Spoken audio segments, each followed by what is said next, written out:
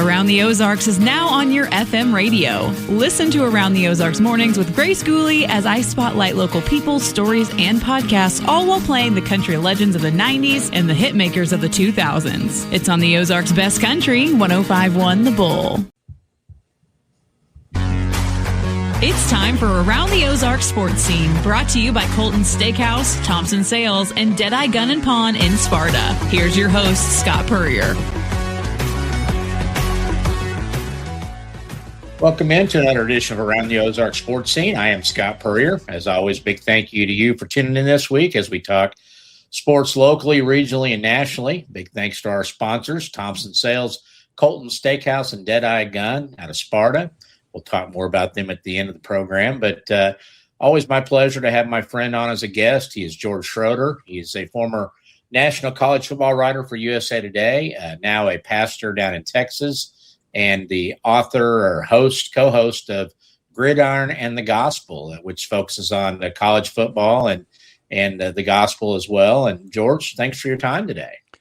Man, Scott, I'm glad to have the opportunity. Thanks for asking me. And you betcha. We go way back. George was a student at Southwest Baptist University in mid-90s, early 90s? Early 90s, yeah. I mean, I'd like to say mid-90s, but we'll go with early. And starting his journalistic career, and we employed him at the News Leader as a freelancer. Went out and covered stories for us. And what was that your first writing gig? Was back then? Yeah, and I was also, and obviously working at the SBU's student newspaper, but then I worked at my hometown paper in the summers, the Arkansas Democrat, which became the Arkansas Democrat Gazette. So, but yeah, the News Leader really gave me a jump start, and so I'm forever be grateful for that. He's one of those guys that went on to bigger and better things, and we were very happy for it because kind of take us down the path journalistically. Were you the stops for you along the way? Yeah, so after SBU, I ended up working full-time with the Little Rock newspaper, the Arkansas Democrat Gazette, and from there went to the Oklahoman of Oklahoma City to cover OU football and OU sports. And from there, and this is the 30-second version, from there went to the Register Guard of Eugene, Oregon as a sports columnist. Started doing some work with Sports Illustrated's website at that point, and then next thing you knew, after several years there in Eugene, had an opportunity to go cover college football, college sports nationally at USA Today, and so at that point we actually moved back to Norman, and because I needed to be in the center of the country, and we had loved our life in Oklahoma. And covered college sports for USA Today for almost 8 years. And then at a certain point, God turned my heart towards ministry. And so here I am now serving as a pastor of a local church in small town Texas. What was your last season of college football for USA Today? What was that? Yeah, 2019 was the last year I covered college football for USA Today. So Joe Burrow and LSU with that, offense for the ages. That was the last season that I covered it for that. And I'm glad that I get to kind of keep my foot or my toe dipped in the waters there with the podcast you mentioned earlier. That allows me and sort of forces me to keep up with college sports, to a much greater degree than I would otherwise. So you basically saw COVID coming and avoided all that, right? That's very, very, I guess, predictive of you there. That was good. Yeah, that was really good. You heard these stories about those flu-like symptoms. No, I wish that was it, right? No. You'd have told others if you did, right? I would have. I would have made sure that we were all safe. But no, I wish. But you're right. I hadn't thought about that. So I missed the strangeness of the 2020, first of all, 2020 with all the with the basketball tournament being canceled, and then the strangeness of what the football season became. I missed all of that, and I don't think I really missed having to try to cover that either. Talk about the podcast and how it came about. Yeah, so I'd been in ministry for a couple of years, was actually serving at a seminary in Fort Worth. and got a phone call from a guy that I knew not well, but I knew of. Brad Edwards is a former college football analyst for ESPN, and actually during COVID, ESPN had done some layoffs, and he was among those whose contract was laid off. And so he was like, "Hey, I know that you are a follower of Christ. I am too." This is Brad talking. He said, "Is there a way we could do something that allows us to be in college football, talk about the stuff that we know or think we know, and then allows us to talk, to share the gospel too?" And really from that first conversation, we had several more conversations over a series of months. And the next thing you know, we had kind of come up with the idea that we have, which is to do a little podcast and just talk whatever's going on in college football for the first half. And those of you guys who are listening, I'm doing air quotes now, the first half, and then the second half of each podcast we devote. And it's not necessarily 30 minutes and 30 minutes or whatever, Sure. but second half is more faith-based conversational topics. And so I've really enjoyed doing it. And that's how it started, really, was just, hey, we both love Jesus. How can we share him? And is there a way to leverage what we've done in the past to do that? You know, your time with OU and people that know me over the 40 years in this market know I'm a big OU fan. I think you probably escaped the wrath that Eric Bailey felt, where I would text him with questions I wanted to ask Bob Stoops and now Brent Venables in post-game press conference. I don't think you ever got that privilege of getting those in-game texts from me, did you? No, I didn't. And, by the time, no, because I covered them from 2000 2007. So the first 20 games I covered, they won. Oh, yeah. Yeah. Right. So I had no covered the problems national with title that game. either. Yeah. And so you didn't have any issues with them at that point. And then I covered them in 3 or 4 other national title type situations, or at least races and chases. Yeah. And so it was a little bit different era. I just wanted Eric to take my phone up to the podium and show Lincoln Riley what I was wanting to ask at that point, but he never would do it. So I guess we weren't as close as I thought we were. But anyway, wanted to bring you on because obviously value your knowledge and your opinions on college football, and wanted to hit on several topics. When you were covering the game in 2019, we didn't have the transfer portal as it is now. We didn't have NIL. We didn't have quarterbacks commanding $5 million salaries for a season. Mm-hmm. I guess my first question is, I don't think you probably miss covering any of that, do you? No. When you start talking about the combination of the transfer portal and NIL, I don't miss that at all. And by the way, it's the combination that's caused all the issue. It's not really one or the other. Maybe it's one more than the other. I don't miss that. Occasionally, I'll look up on a Saturday and it's a game, it's in Ann Arbor or Tuscaloosa or somewhere, and I'll go, oh, I would have been at that game, and so I'll feel a little twinge there, right? But I don't miss all the stuff around the game, and look, that is what it's about, right? You have to cover those kinds of things. I don't miss that at all. I think the comment I saw on one of the OU fan boards one time was, and this was about a year ago, pretty much summed it up, is just tell me who we have on the roster on August 31st, and that's who I'll root for, because that's what it's become. And I can't imagine as a beat writer for one team, let alone the nation, that job that used to have maybe some downtime. Now there's probably no downtime at all. No, I don't think there is. That said, I mean, it's obviously coaches that have no downtime, because not only they were always recruiting. Right. You were back in the day, if you weren't recruiting the guys you were going to sign this year, you're trying to get a hold of the ones for next year, or you're trying to figure out who you're going to recruit after that. So you're going several grades backwards. Now you're not only recruiting high school kids, you're recruiting or figuring out who you might recruit college kids who are going to go in the portal, and you're trying to retain your own roster. And so I don't think those guys have any time off. So I don't really look at, those of us covering the game and that kind of thing, and even think it's even similar. But I will just tell you this, if I were covering it, I would have to just take some time away and say, I can't cover all that stuff. So I don't know how a person who's on a beat for a single team can, meaning covering OU or covering Mizzou. I don't know how you do it unless you have a tag team approach with a couple of people. And those days are kind of few and far between too, because of sort of how sports media has shrunk in terms of staffing. So I don't know how you would do it and think you were going to be on top of everything and still get some time of rest away from it. And I think that reflects in the fact that not only do we see the older coaches getting out saying, I'm done with this, I've had it, but then older reporters, Eric Bailey, our friend, is kind of a dinosaur now in that regard, because he's surrounded by kids that are 24 and 28 and these kids that can go and hit the ground and keep running and stuff. It's affecting it industry wide, is it not? Yeah, I think so. It is. And, I think some of that's just as we get older, right? You don't have the same maybe. And look, I think I'm pretty vital. You probably think you're pretty vital. I'm sure Eric does too. But maybe you don't have the same. It's not even that you don't have the same energy or the same get up and go. It's also that you have different seasons of life that you're in.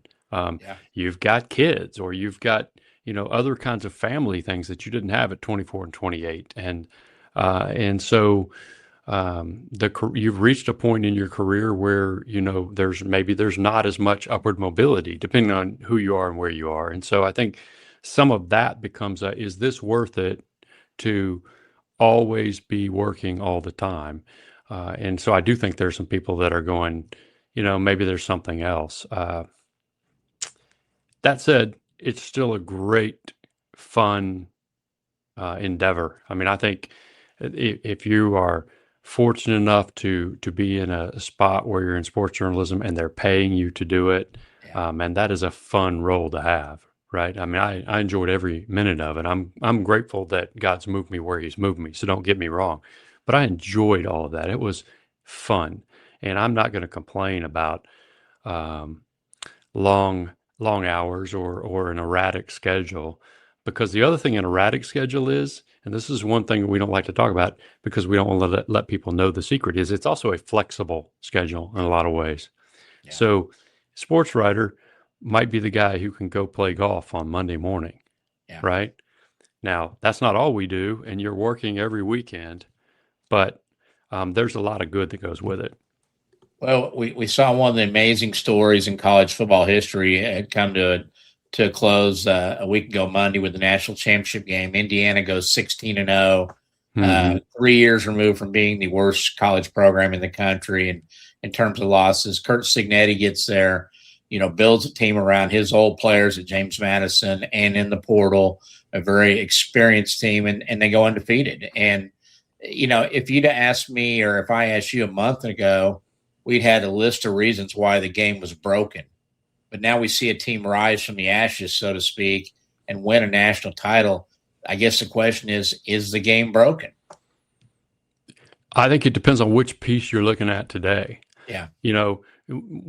As we record this, Duke has just mentioned or has just settled out of court after suing their quarterback, Darian Mensah, because he had signed a deal, a 2-year NIL deal, and then decided he wanted to go to Miami.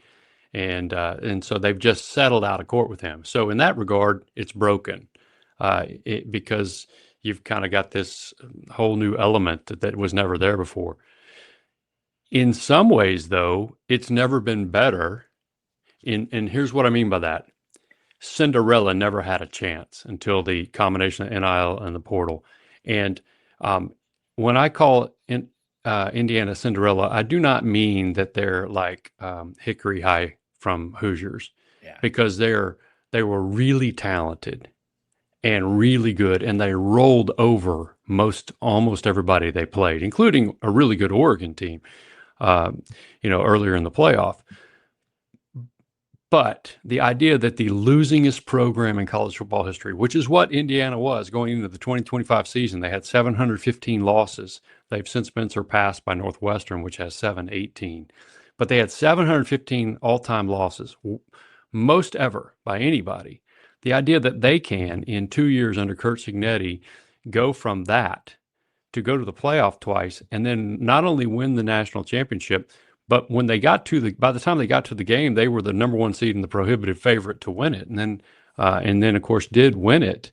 And so even if they're Cinderella, it's just in the larger picture. The idea that they can do that says that the talent is no longer concentrated in 4 or 5 programs. It's concentrated. It's been spread out, and you see that in that the teams that we would all traditionally say are great, Ohio State, Georgia, Alabama, LSU, whoever, those teams aren't as good as they were, and the other teams around their leagues are better. And if you catch lightning, you still have to catch lightning in a bottle to be Indiana, right? You have to have the right coach. He's got to make the right, he has to have the right people to come with him from JMU. And I'm talking about players. He's got to have the right coaching staff. He's got to make perfect evaluations on the people they bring in on the portal, because they weren't a bunch of 5 stars. And then they got a hit on the quarterback, which they did in Fernando Mendoza. You still got to catch lightning in a bottle. But never mind Indiana, the Ole Misses of the world could win the thing. The Mizzous of the world, the Arkansas, the 2-10 Arkansas of the world could turn things around and get it done. Much less the OUs and the Texases and the Alabamas and the people that you think ought to be able to do it. So it's a flatter world, which means you can have things happen. Texas Tech can go out and buy a team, and I don't mean that in a negative sense. That's what everybody's doing. But they can go out and buy a team and be in the playoff, and if they get a quarterback, they might still be playing. That's an amazing thing that could not have happened 4 years ago. Is this happening because the lack of depth, because the backups, for the most part, are saying, I want to go make more money, I want to play? You know, because I look at what Brent Venables has done with OU, and it's been a long, hard climb. Yep. You know, where he was on the hot seat and very near to losing his job, it appeared. But now they're back with their defense. They got a Brent Venables defense. They went and bought a quarterback. They got a bad buy in a running back out of the portal with Jay Knott last year. But what's happening now is with that good defense, the backups are leaving and they're going elsewhere. So now OU's really good up front on that first team. But if somebody goes down, they may be in trouble. And is that why we're seeing a leveling of the playing field? Absolutely. I mean, look, that's true to some degree everywhere, including Georgia, including Ohio State. There's some programs that are still going to have, and maybe for a long time, are still going to have some sort of at least a half leg up on others because of who they are and because of their resourcing. But the fundamental dynamics have changed in that you don't have to go there to win a national title, and you certainly don't have to go there and wait your turn and hope you can beat somebody out. You can just go play somewhere and make more money and play. Yeah. And the combination of those two things is a big deal. Because if you play and you become a star at wherever, at Mizzou, then you're going to make money that you wouldn't have made as the backup at Georgia. And that's not to say that everybody who's starting at Mizzou or starring at Mizzou or one of these other schools would be a backup at Georgia. I don't mean that. What I mean is that the rosters have flattened. Back 20 years ago now, when Pete Carroll, before Nick Saban really got it going and turned Alabama into a dynasty, you know, we forget Pete Carroll. They used to have these competition Tuesdays and competition Wednesdays where they would just have these rumbles, 1 versus 2s in practice. And they would have teams, their second team, in some cases their third team, because it would be like the freshmen, were probably better than most of the teams they were going to play all year long. And there was a time more recently when that was the case with Alabama and with Ohio State and with Georgia. And I don't think that's the case anymore, that they have that depth. And because of that, the talent is spread out, which means if somebody goes down, yes. On the other hand, some of those, then you're not going to be as good. But also, these other teams can beat you because they've got the same kind of talent on their roster that used to just stack. Yeah. Alabama used to replace players like sharps replace teeth. Yeah. They just pop in. And that's no longer the case. Kids aren't going to be there. You know, when this all started firing up with the NIL and player contracts and all that, I remember, I think Dylan Gabriel, made about $1 million as OU's quarterback, and he went to Oregon and made about $2 million. Now we're talking $5 million for the top guys out there in the portal. Is this financially sustainable for not only the top or not only everybody, but the top level teams even, can they do this? First of all, long term, probably not. Yeah. But every one of those things varies by their specific context. You might be better off as a program to be Texas Tech than to be Alabama. Yeah. And hear me when I say, let me try to explain that a little bit. I don't mean that all of the institutional advantages that being Alabama football have been, they all go away. What I mean is if you have to pay whatever the going rate is, eventually people aren't just coming to wear the crimson. They're coming because you're going to pay them. And if there's a proof of concept, which Texas Tech now has, for example, because they won the Big 12, went to the playoff, and now they can just say, hey, if we have a better offense, we're going to win we may win this thing, right? And there's proof of concept. You can say, we're going to do like Indiana, whether you're Texas Tech or somebody else. Here's what Texas Tech has going for them that maybe in Alabama doesn't have. They have a couple of, not just Cody Campbell, the billionaire former player, but they have a couple of oil billionaires and hundreds of millionaires who are invested in saying, we want this to go.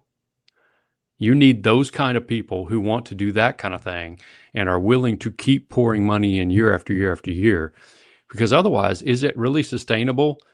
I mean, think about the pressure you have to get tens of millions of dollars every year if you're the athletic director just to pay a roster while players may leave in 6 months, and you've got to continue to get the donors to give money every year. And it's not $20 million like the revenue share. It's probably 30 or 40 million. And is that going to keep going up? I don't think we really know, but history would tell us probably. How are you going to do that year after year after year, even at the biggest programs? Yeah. Well, you might be better off having a Cody Campbell and 3 friends who are just willing to say, we can pull some money out of the couch cushions for 10 or 12 years here than to be kind of the traditional football power. Now they've got people who are very invested and really interested in their teams winning, who have a lot of money, but do they have the money that they can do it year after year after year after year after year? Sometimes they don't. I was to say the best recruiting job Indiana did was getting Mark Cuban enthused about Indiana football. Absolutely. What's the message that you would give to a Missouri State, for example, that just joined the FBS level this year, had a phenomenal, a 7-6 final record, but at one point they were 7-5 and looking like they might go, or 7-4, 8-4, they might go 9-3, but they're trying to scrap enough money together, another $1.5 million to finish locker rooms and facilities. They're in the same FBS as Texas Tech and Texas A&M and Ole Miss and Indiana and Georgia and all of them. I mean, that's not a competitive level playing field. But again, is that why you have your Power Fours and your Group of Fives, and that's why you try to let a Group of Five in? That's really good. Yeah, no, that's exactly. Look, if you're in the Group of Five, your goal is to be the highest ranked conference champion. And it's really kind of a Group of 6 now, right? So that's your goal, Group of 6, a highest ranked conference champion, and you get in. And this year, obviously, because of weird things, 2 of them got in. That's not going to happen again based on the way they've changed things. But there's going to continue to be access, at least as long as we have sort of the current system where there is an FBS, there's going to have to be access for Group of 6. And so that's what it'll be, highest ranked Group of 6 champion. So there's you can do that. I think in the bigger picture, it's a hard row to hoe because, you're going to have to make a living on high school athletes, and then if they have a great year, they're going somewhere else. Yeah, because because Missouri can pay, Arkansas can pay to get the Missouri State running back or quarterback, Drew Mestemaker was at North Texas, and he's following Eric Morris to Oklahoma State, right? The quarterback. And so you're going to have to replace them every year. Now, that's happening at the higher levels too. But what's happening is there's going to be a serious talent drain, and we're already seeing it from the Group of 6 into the Power 4. And really, it's the Power 2. But, it's really the Power 2. It's the SEC. It's the Big Ten. The ACC and the Big 12 are hanging on for dear life, and they're going to face some of the same issues.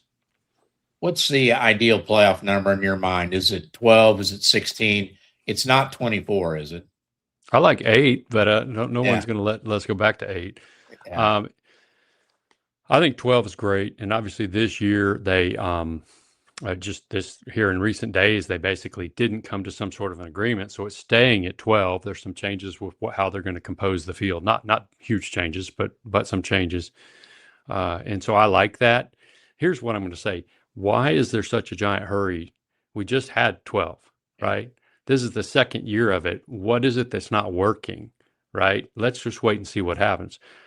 If it's going to go past 12, I don't know how it can get past 16 and still the regular season actually even begin to have a semblance of mattering. Yeah.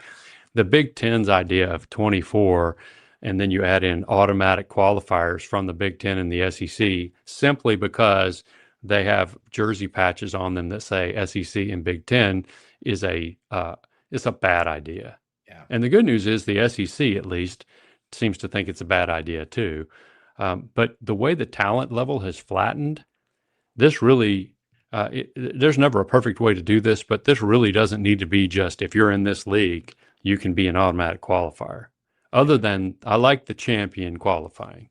I think that's great because at least the conference championship still means something. But it needs to be based on how good you are. And I realize that's all subjective and people can get mad at the committee and everything else, but hey, a 10 seed could have won the national title this year in Miami. Yeah. Almost didn't get in, which is a whole other issue from 8 weeks ago. But a 10 seed could have won it. And I'm just going to tell you, 3 or 4 years ago, the 4 seeds couldn't win, much less the 5 or the 6 or the 7 or the 8, the teams that were on the outside looking in. That tells you as much as anything else how different life is. The 10 seed was at least as good as anybody else in the playoff, not named Indiana. Yeah. Talking about Miami. So that's actually not an answer to your question, but we'll see where it goes. I think it'll be 16 here shortly. Obviously not next year, and I'm glad of that. But it needs to not go further than that. You had 2014 playoff. That's just way too many teams, and the regular season's not going to matter nearly as much. And it's too long of a season. I mean, right now, I think next year we're looking at like a January 27th title game. Yeah. You're starting early August with your preseason camps. Is there a point where would they ever touch the conference championship games to add that extra week for a playoff, or are those such gold for the TV contracts that they're untouchable? Well, they're untouchable until TV makes you whole with they make millions of dollars, the conferences do, for the conference championship games. They're untouchable until TV says, we're not only going to give you that money back in this new contract as we expand the playoff in this hypothetical, but it's going to be so much more than that, you'll never even miss it. And I think we'll lose something of the fabric of college football when that gets lost. I think it is going to happen. We'll lose conference championship games. But we've lost so much else in the fabric of college football. I mean, it's almost unrecognizable, and there's some good to it and a whole lot of bad to it. I want to get your thoughts on Dabo Swinney going scorched earth last week on Ole Miss and the allegations that, Clemson did the right thing, brought a kid in from the portal. He signed his contract. He got an apartment, bought a vehicle, started going to class.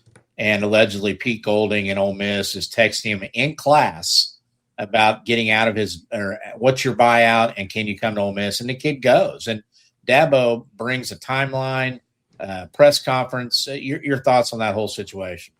Well, first, it's astonishing in that Dabo and Clemson did it and went public. You always hear sort of allegations of tampering, which, by the way, tampering itself is something that every college coach wants to tell you is such a horrible thing. And I think I understand why they say that, even as their programs are doing it. Yeah. But it's actually in NCAA infractions, it's actually a level 2 violation if you get caught tampering, and you might get a game suspension if they actually catch you. And nobody ever catches anybody. It's not a level 1 being the highest. They used to have major and minor, major and secondaries. This is a level 2. It's not the same That said, for Dabo to do that, and keep in mind, this is not an indication that Dabo is late to the game and getting in the portal. All that is true, but they actually are playing the portal game now. They're doing what you have to do to try to build the roster. This is not Dabo from a couple of years ago when he was like resisting the New World Order. Yeah. This is him having adjusted to the New World Order, trying to do it in order for Clemson to be relevant, and doing it. Bring a linebacker in from Cal. And then them getting tampered with, it certainly appears. But you always hear about this. What you never hear is any specifics. You don't even usually hear the school, at least that, it becomes apparent when the player goes there, but you never hear it out of the mouth of the victimized school, so to speak, right?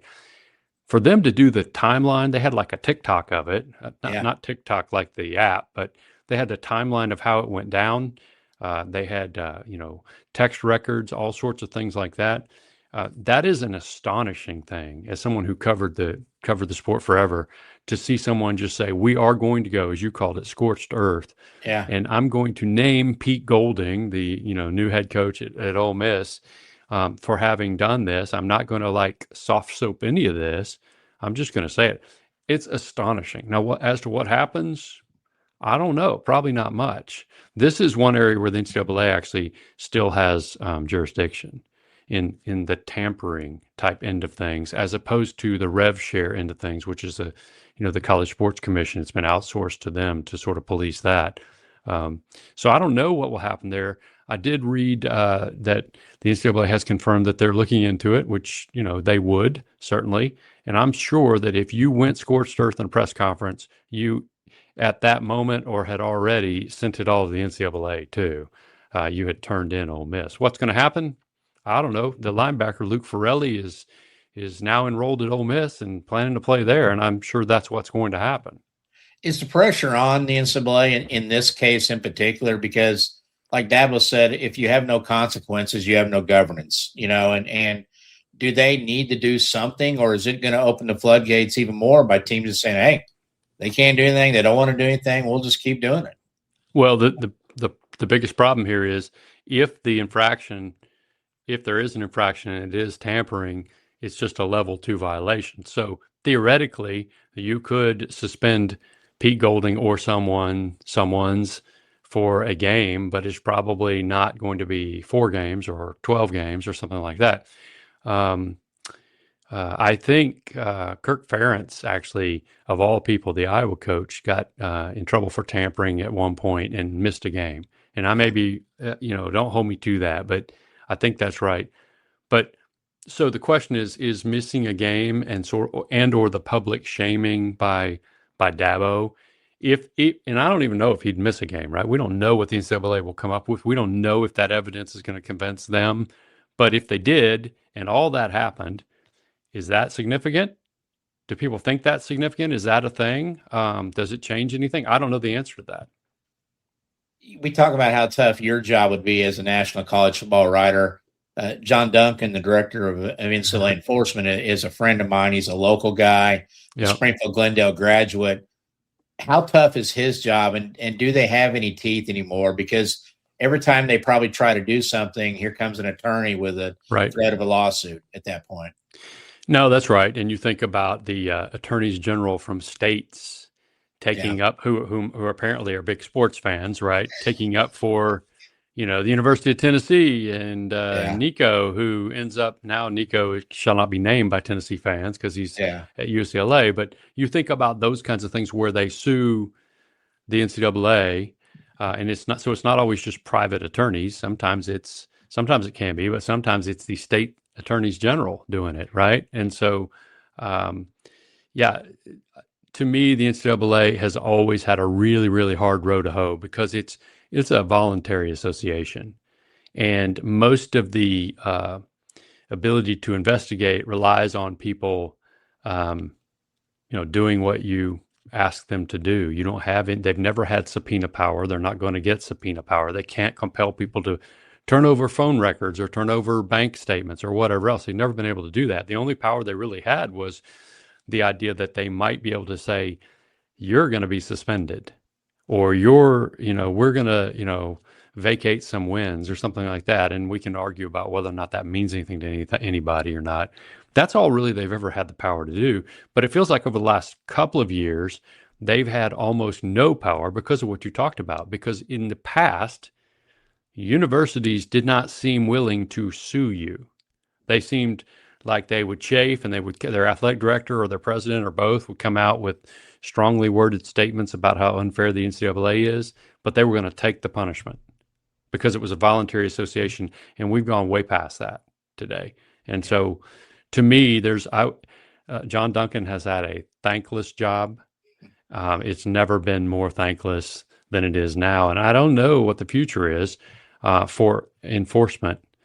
These people think they want rules. They say they want rules, and then they go out and they add a player who played for you earlier. It's college basketball, Alabama, who's been playing in the G League for 2 years, and they just say that's no different than bringing in an international player. Well, the NCAA has always said there's a distinction there. You didn't start. You never had played in college before, right? There's some distinctions there, and so you say on the one hand we want to all follow the rules, and on the other hand you just go brazenly break one.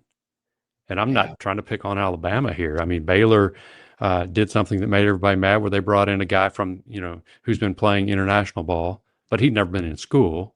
Yeah. But I don't think that was the right way to do it either. So, I mean, it's a mess because they say they want the rules, but then until they impact you. The Ole Miss Clemson situation, obviously, and he's kind of been immune to it, but there's got to be a lot of disappointment in that kid. Signing an agreement and sticking to it and going to class, and then up and, going to compliance, going back into the portal and then disappearing. But when you read through the testimonial and the timeline and the agent, the agent that offered to give up the texts from the Ole Miss coaches if Clemson would pony up another $1 million for a 2-year deal. Yeah. How big of a problem are the agents? We have a local kid that was here, Jackson Cantwell from Nixa, that was the number 1 recruit in the country, high school this year. He signed with Drew Rosenhaus and his group as a high school junior. That's a group that knows how to handle these things. They're professional about it. Right. How big a problem are the agents? And could the NCAA at some point make every handler and air quote agent register and kind of weed out the bad ones? Well, I mean, it'd be great if they could. I mean, there is a problem because most people aren't going through sort of those established agents like you see. I mean, Rosenhaus, obviously a longtime player agent, at the pro level. So most of them are just sort of, guys. Yeah. And that doesn't mean that some of them aren't doing very good things. I'm just saying there's no regulation at all. Basically, anybody that you and I designate to be our agent can be our agent.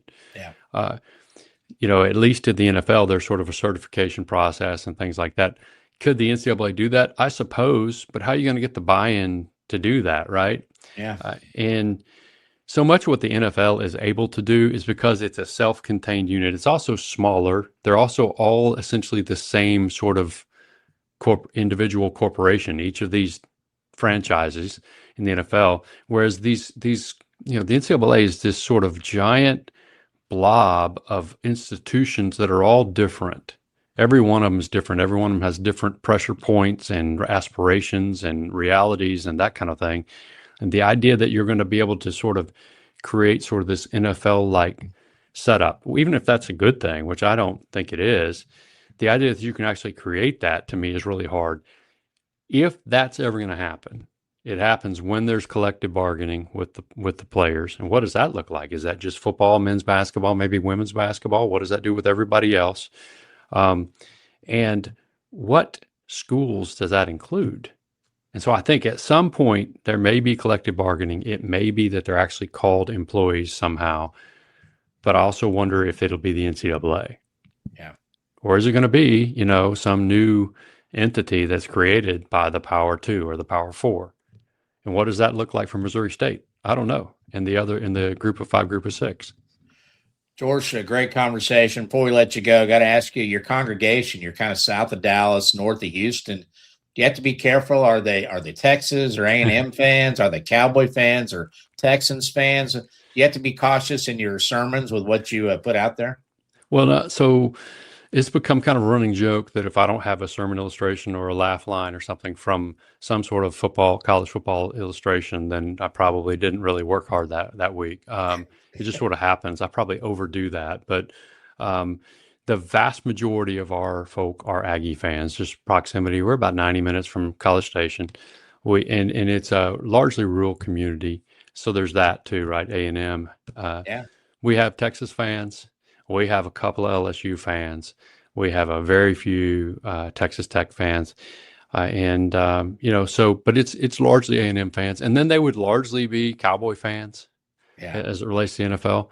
But no, I try not to be careful. I try not to overdo it, but I try to be careful. I also don't want to unnecessarily inflame people, right? As far as that goes. One of the things is our older son went to Baylor. Baylor's about an hour west of here in Waco. And I've been adjuncting in journalism there for several years. And so I sort of have developed a bit of an affinity after not really having one for years for Baylor.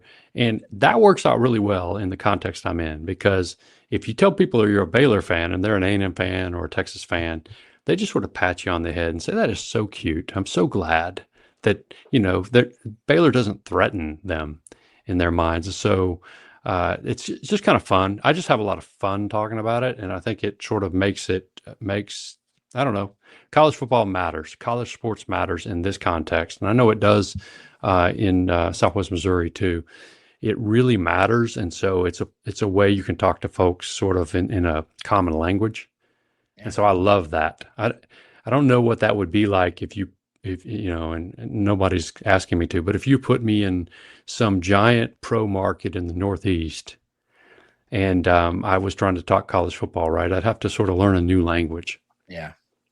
Well, and of course, you're a man of the people, you're a man of the Lord, but you're also a Razorback fan growing up, I imagine, in Little Rock. I was. Yeah, and an OU graduate. So, I mean, you got all kinds of things that you got to tiptoe around down there, but got to be fun and obviously clearly a passion for the Lord and for college football still. Tell us about the podcast. How often do you do it, and where can people find it? Yeah, I appreciate it. Gridiron and the Gospel, a faith in college football podcast is what is the name of it. Gridiron and the Gospel. If you just search for it on podcast platforms, you'll find it. We're also on YouTube if you search for Gridiron and the Gospel. And it's weekly from August through the end of the football season. And then it's kind of a couple times a month during the off season. So we'll record a kind of a 2025 season wrap up here in a day or so. And then we'll start into sort of the off season reduced schedule. But if you like it and you subscribe to it, it'll pop into your podcast receptacle or whatever. Right now, I'm going to sound not techie, right? It'll be in your podcast library, but Absolutely. All the major podcast platforms. And hey, I'd appreciate it if you guys give us a shot and take a look at it. And you can still find me on X or Twitter at George Schroeder too. And I'd love to talk football, but whatever else anybody wants to talk about too. Absolutely. George, again, great stuff. Let's do it again, okay? Hey, I'd love to. Thank you, Scott. Man, I love catching back up with things in Southwest Missouri, and anytime you and I get a chance to talk, it's fun. We will do it again. Thank you, my friend. You bet. Thank you. George Schroeder, again, a lot of history here in the Ozarks with his going to SBU and working for the News Leader and just continued on all the way up to USA Today National College Football Writer, and doing a great job with that podcast. Listen to the episode after the Indiana Championship. Great stuff. Would highly encourage everyone to give it a listen as well. Want to thank our sponsors again. We start with Thompson Sales. They're located at 1555 East Independence in South Springfield. Thompson boys have been in business since 1919. By the way, congratulations to all the Thompsons. The Thompson family, Thompson Sales family, is being honored by the Missouri Sports Hall of Fame as their Founders Award winner for their contributions to area sports over the many decades this Sunday at the enshrinement banquet. So congrats to all the Thompson family members on that. They do a great job of keeping it local, supporting local teams and sports. And, of course, they are your home for the largest selection of Cadillac, Buick, and GMC cars and trucks, new and used. Have a great service department over there. Go see the boys at Thompson's, because they have been dealing since 1919. Big thanks to my friend Thomas Orr and Colton Steakhouse of Springfield, located just down the street from Thompson's at 2020 East Independence. You won't find a better steak, burger, salads. They got a Montana burger that is the best burger in Springfield. If you haven't tried it, go in and get it, because with their burgers, they actually use steak meat to put those together. Very juicy and just a real treat, along with their hot rolls and the fresh peanuts you can get there at Colton Steakhouse of Springfield. And finally, our latest sponsor, Deadeye Gun in Sparta. They came on board last month. We want to welcome them in, and they are at 7483 Main Street in Sparta. You can visit deadeyegunsupply.com to check out their selection of guns, pistols, rifles, ammunition, all hunting accessories you're looking for. Jonathan has that stuff at Deadeye Gun in Sparta. Go see him. And again, we thank them for their sponsorship. That's going to do it for this week's edition. Again, thanks to George Schroeder for his time. Enjoyed that conversation. We will see you next week on Around the Ozarks Sports Scene.